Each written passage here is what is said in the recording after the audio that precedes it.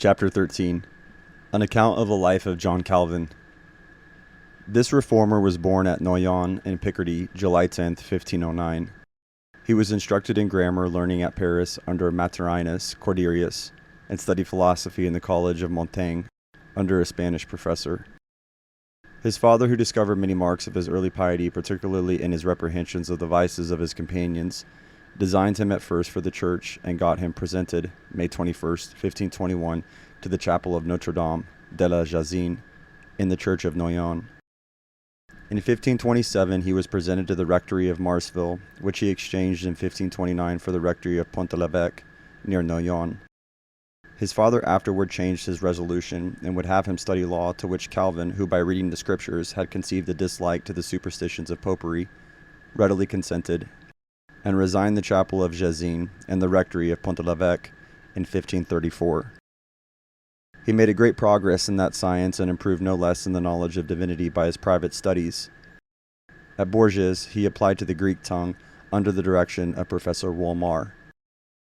His father's death having called him back to Noyon, he stayed there a short time and then went to Paris, where a speech of Nicolas Cop, rector of the University of Paris, of which Calvin furnished the materials, having greatly displeased the Sorbonne and the Parliament, gave rise to a persecution against the Protestants, and Calvin, who narrowly escaped being taken in the Forterre, was produced to retire to Saintonge, after having had the honor to be introduced to the Queen of Navarre, who had raised this first storm against the Protestants. Calvin returned to Paris in 1534. This year the Reformed met with severe treatment, which determined him to leave France, after publishing a treatise against those who believe that departed souls are in a kind of sleep.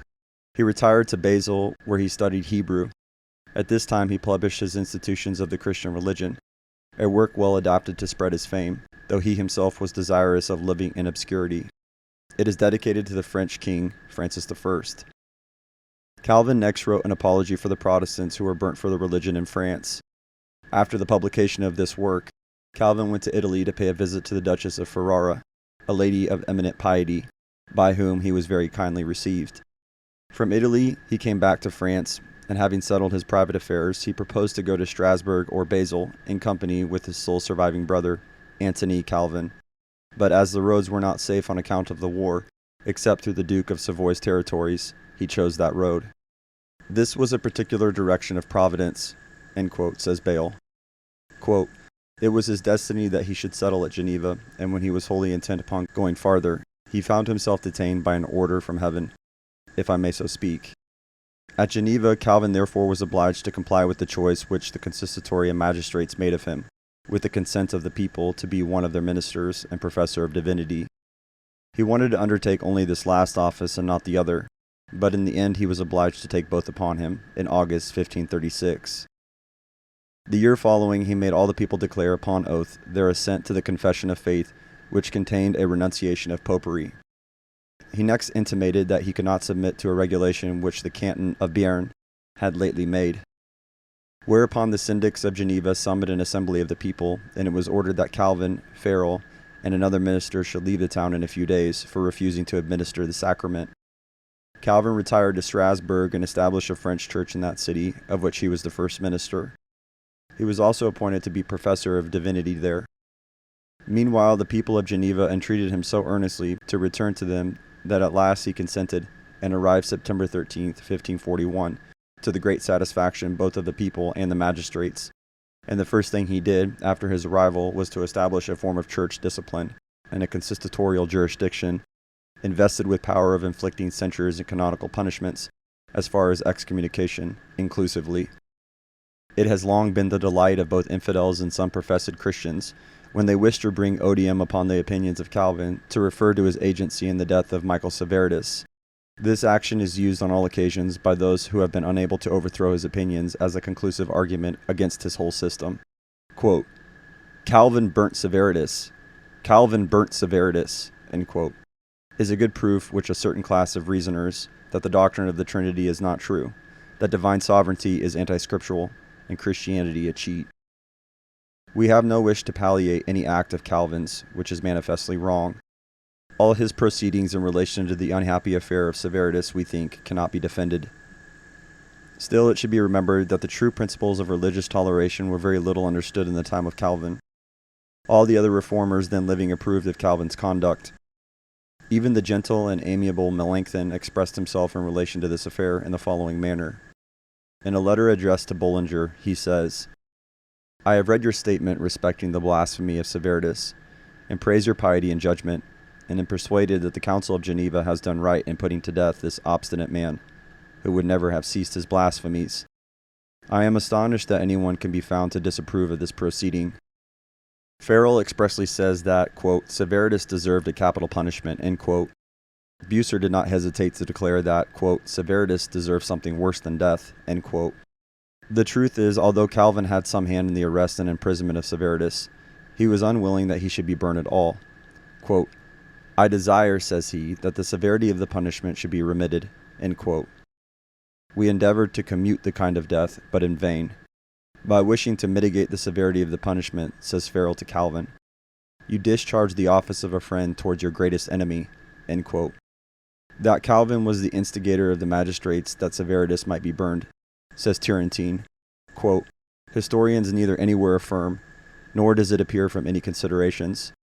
Nay, it is certain that he, with the college of pastors, dissuaded from that kind of punishment," end quote. It has often been asserted that Calvin possessed so much influence with the magistrates of Geneva that he might have obtained the release of Severitus had he not been desirous of his destruction. This, however, is not true. So far from it, that Calvin was himself once banished from Geneva by these very magistrates, and often opposed these arbitrary measures in vain. So little desirous was Calvin for procuring the death of Severitus that he warned him of his danger, and suffered him to remain several weeks at Geneva before he was arrested. But his language, which was then accounted blasphemous, was the cause of his imprisonment. When in prison, Calvin visited him and used every argument to persuade him to retract his horrible blasphemies, without reference to his peculiar sentiments. This was the extent of Calvin's agency in this unhappy affair. It cannot, however, be denied that, in this instance, Calvin acted contrary to the benignant spirit of the gospel. It is better to drop a tear over the inconsistency of human nature and to bewail those infirmities which cannot be justified. He declared he acted conscientiously and publicly justified the act. It was the opinion that erroneous religious principles are punishable by the civil magistrate that did the mischief, whether at Geneva, in Transylvania, or in Britain, and to this, rather than to Trinitarianism or Unitarianism, it ought to be imputed. After the death of Luther, Calvin exerted great sway over the men of that noble period. He was influential in France, Italy, Germany, Holland, England, and Scotland. 2,150 Reformed congregations were organized, receiving from him their preachers. Calvin, triumphant over all his enemies, felt his death drawing near, yet he continued to exert himself in every way with youthful energy. When about to die and rest, he drew up his will, saying, "I do testify that I live and purpose to die in this faith, which God has given me through his gospel, that I have no other dependence for salvation than the free choice which is made of me by him. With my whole heart I embrace his mercy, through which all my sins are covered. For Christ's sake, and for the sake of his death and sufferings, according to the measure of grace granted unto me, I have taught this pure, simple word, by sermons, by deeds, and by expositions of this scripture. In all my battles with the enemies of the truth, I have not used sophistry, but have fought the good fight squarely and directly." May 27th, 1564 was the day of his release and blessed journey home. He was in his 55th year. That a man who had acquired so great a reputation and such an authority should have had but a salary of 100 crowns, and refused to accept more, and after living 55 years with the utmost frugality should leave but 300 crowns to his heirs, including the value of his library, which sold very dear, is something so heroical that one must have lost all feeling not to admire. When Calvin took his leave of Strasbourg to return to Geneva, they wanted to continue to him the privileges of a freeman of their town, and the revenues of a prebend, which had been assigned to him. The former he accepted, but absolutely refused the other. He carried one of the brothers with him to Geneva, but he never took any pains to get him preferred to an honorable post, as any other possessed of his credit would have done. He took care indeed of the honor of his brother's family by getting him freed from an adulteress, and obtaining leave to him to marry again. but even his enemies relate that he had made him learn the trade of a bookbinder, which he followed all his life after. Calvin as a friend of civil liberty. The Reverend Dr. Wisner, in his late discourse at Plymouth on the anniversary of the landing of the Pilgrims, made the following assertion.